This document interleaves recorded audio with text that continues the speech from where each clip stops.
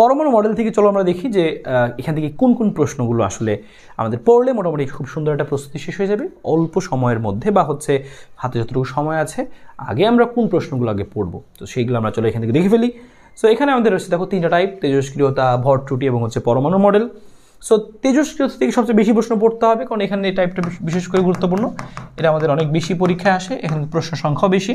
এখানে তুমি 5-6টার মতো প্রশ্ন পাবা, 6-7টা প্রশ্ন পাবা, এখানে তুমি হচ্ছে 2টা প্রশ্ন পাবা, এখানে তুমি হচ্ছে 2-3টা প্রশ্ন পাবা আর কি। হ্যাঁ, সো তোমাকে এভাবে পড়তে হবে। সো আমি তুমি দেখো আগে তেজস্ক্রিয় পার্টটা বলছি, যে গ্রাফ রয়েছে। সো গ্রাফ থেকে শুরুতে আমরা এখানে প্র্যাকটিস করবো হচ্ছে রাজশাহী বোর্ড 24। হ্যাঁ, সো আমরা রাজশাহী বোর্ড 24-এর অঙ্কটা আমরা একটু এখান থেকে দেখবো।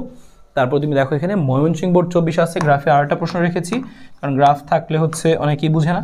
সো ময়মনসিংহ 24-এর অঙ্কটা প্র্যাকটিস করবো আমরা, গ্রাফেরটা গেল। এবার নর্মাল কিছু প্রশ্ন আসে যে এত বছর পর কতটুকু থাকবে, ক্ষয় হতে কত সময় লাগবে, এরকম টাইপের প্রশ্ন। এটা হচ্ছে সিলেট বোর্ড হচ্ছে 22, এবং সেম একইভাবে এরকম সহজ টাইপের আরও প্রশ্ন রাজশাহী বোর্ড 23 হচ্ছে সহজ টাইপের আর কি। দুটো হচ্ছে সহজ টাইপের। এরপর একটু দেখো বক্স করে দিয়েছি, এটা একটু অনেকের সমস্যা হয়, সো তোমাকে একটু সতর্কভাবে কিন্তু একটু প্র্যাকটিস করতে হবে। রাজশাহী বোর্ড 24 কীরকম অঙ্ক জিজ্ঞেস করে, প্রথম 1 বছরে যতটুকু ভাঙলো পরবর্তী 1 বছরে অতটুকুই ভাঙবে কিনা, অত হচ্ছে না বিন্দু পরিমাণ ভাঙবে। এবং দেখো সেরকম আরেকটা প্রশ্ন রয়েছে চিটাং বোর্ড 24, চিটাং বোর্ড 24-এও একটা প্রশ্ন এরকম রয়েছে। সো দুটো করলে আমাদের সেই টাইপটা কাভার হবে।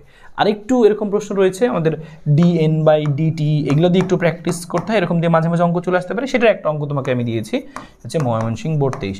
এখানে যে কয়টা অঙ্ক বললাম তুমি তো অনেক অঙ্ক করবা, কিন্তু এই কয়টা অঙ্ক মিস করা যাবেই না। 1 2 3 4 5 6 7, এখানে 7টা অঙ্ক, তো মিনিমাম এই 7টা অঙ্ক তো করতে হবেই, তাহলে তোমার সবগুলো টাইপ কাভার হবে। ঠিক আছে, আর এরপর তুমি আরও অঙ্ক করো, সমস্যা নেই।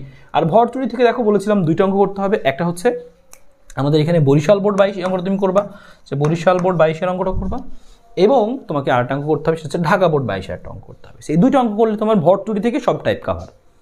পরমাণু মডেল থেকে তোমাকে অঙ্ক করতে হবে, দেখো কোনটা কোনটা, যে পরমাণু মডেল থেকে তোমাকে অঙ্ক করতে হবে হচ্ছে যে আমাদের এখান থেকে দেখো যে তরঙ্গ দৈর্ঘ্যের এখানে বা জিজ্ঞেস করে তরঙ্গ দৈর্ঘ্য কত, বা সবচেয়ে বিশেষ করে জিজ্ঞেস করে যে আলো দৃশ্যমান হবে কিনা, বিকিরিত রশ্মি দৃশ্যমান হবে কিনা, বা ইলেকট্রনটা কী ঘটনা ঘটবে, কোথায় যাবে, ইলেকট্রনটা স্থানান্তরিত হবে কিনা। তো সেজন্য তুমি অঙ্ক করবো কোনটা, ময়মনসিংহ বোর্ড হচ্ছে 23, ময়মনসিংহ বোর্ড 23।